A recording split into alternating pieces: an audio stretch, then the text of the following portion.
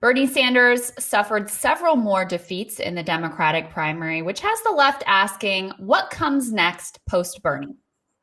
Dr. Adolph Reed Jr., a political science professor at the University of Pennsylvania. He joins us now. Dr. Reed, thank you so much for joining us. It's good to see you again. Oh, yeah, likewise. It's my pleasure. Always happy. A loyal follower of you guys, so it's cool. Well, that's only cool for us. So, Dr. Reed, tell us a little bit about your read on the situation. You've written and you've chronicled the left now for quite some time. Crystal and I have kind of observed, and as I look at it, I mean, obviously coming from the right, but it seems to be that the Democratic Party is going all in on becoming the party of the suburbanites allied with the rich and having their traditional support of African American voters. How do you see the future for your movement and the politics that you've advocated for? Well, I mean, to be honest, those people, I'm not alone, who at some moments since the early 90s, since the Clinton era, have sort of dreamed of the Democrats having the Whig moment in the 50s when they sort of collapsed under the weight of their own internal contradictions. That would not be a cool thing to happen now, right, considering the alternatives. But I think it's like this. I mean, I guess I should say that I'm prepared to talk about what happens after Bernie's campaign from the standpoint that the campaign is not over yet, and what happens after the campaign, from my perspective, is basically the same thing that would happen if he were to win the presidency, right? And we've known really that it's going to be an uphill fight all the way.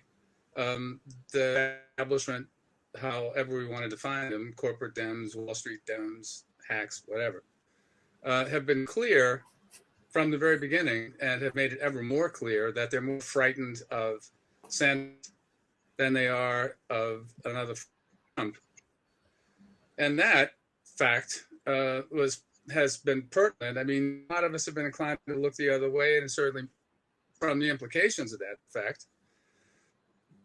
And it certainly was encouraging to see Nevada, but we've also seen the ways that the shenanigans that the Wall Street Dems, but at the same time, expect that they would stoop to shenanigans and, in fact, do whatever they think necessary to stop the left. And they pretty much, I mean, the idea of, so they sort of kind of pushed Biden out to run, maybe as a placeholder, I mean, maybe as a standard bearer. They've tried to create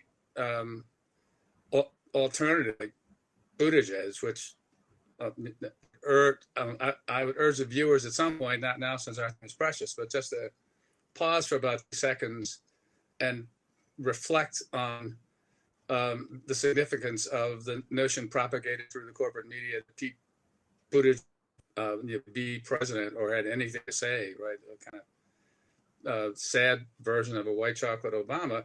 And even, Klobuchar, Warren, and clear from the outset, right, that the Dem establishment ever they could to stop Bernie and the left. But a point I want to stress about that actually does address the question, what's next? So I was talking to this a few days ago.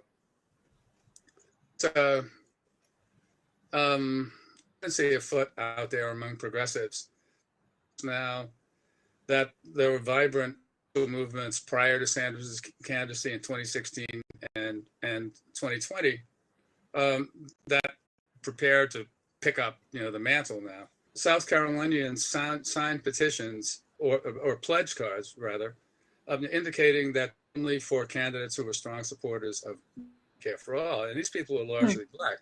So, Dr. Reed, I wanted to ask you about that. What do you make of the overwhelming support, in particular, of older African Americans in the South of Joe Biden? Right. Well, I mean, the first thing is that those southern states, right, where the Black vote or Black voters are disproportionately concentrated the Democratic rolls are states, first of all, that no Democrat is likely to win in November. They are moreover states in which politics is dominated not just by Republicans or right-wing Republicans, but by the most reactionary wing of the Republican Party.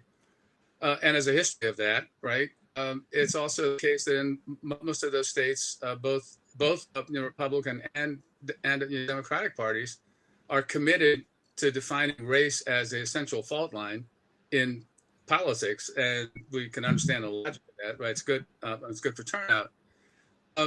But the takeaway is that many of those voters, black voters in those southern states, are habituated to voting defensively, right, to keep the worst things from happening, instead of aspirationally, right, are not especially inclined to see electoral politics as the domain for articulating and advancing their interests around big questions like what would the society look like if it were governed in the interest of the vast majority of us who live here. And there's a way, I've been reflecting on this a lot, there's a way that Sanders was actually mousetrapped by this narrative, and it's a narrative that is the narrative that the black vote is key, and that the South Carolina primary is key within the black vote.